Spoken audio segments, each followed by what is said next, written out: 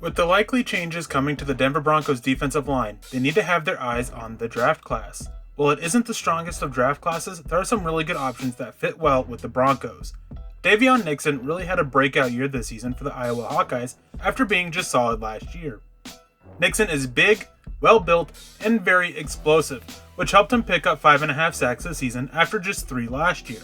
There is technical refinement that is needed with Nixon, which can help make him be even more dominant in the trenches. He has all those physical traits that really make him such an enticing option for the NFL and any scheme. If Denver drafted him, it would just continue their trend of getting defensive linemen that can play year one, but they need some development.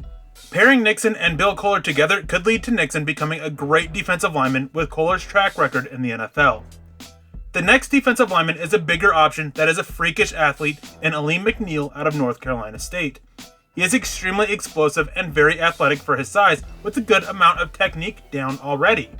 What he would need work on is some refinement with his technique, but also bettering his pad level and balance. The traits combined with the athletic tools can see him be very impactful for multiple defensive fronts in the NFL. With McNeill, Denver would be getting a good run stopper with a lot of potential to get pressure up the middle. With the development, in a couple years, Denver could have a great trio on the line with McNeill, Draymond Jones, and McTelvin Agim. When it comes to getting interior pressure, few do it as quickly or as well as Pittsburgh's Jalen Twyman. After picking up 10.5 sacks in 2019, his redshirt sophomore season, Twyman opted out of the 2020 season to get ready for the NFL. With that 10.5 sack season, he flashed a super high ceiling and the obvious talent to get after the quarterback. There were a lot of technical lapses, especially pad level, that needed to be worked on, but he opted out so the chance to see growth isn't there. Whoever drafts Twyman will be doing it largely based on the potential he showed during the 2019 season and betting on their ability to coach him up. The Broncos, with Bill Kollar in charge of the defensive line, could easily bet on that potential and their ability to coach up defensive linemen. Haskell Garrett out of Ohio State ended up having a really strong year as he came back from being shot in the face.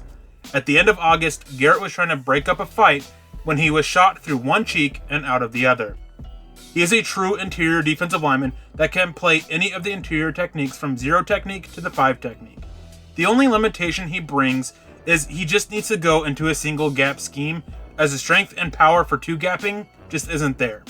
Garrett isn't super long at only 6 foot 2 inches and is going to be under a lot of teams' weight requirements at just over 280 pounds.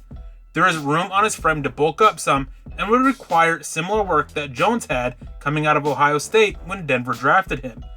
The final interior defensive lineman is Bobby Brown out of Texas A&M, who is a freak, but questions about his motor are concerning. He has all the athletic tools and football traits to be great in the NFL if he would just have a consistent motor throughout the game. This past season, he helped ease some of those concerns as he picked up 5.5 sacks as a pass rusher and gave a more consistent effort. There would be risk, but Bill Kollar is a type of coach that can get Brown developed and motor firing on all cylinders consistently.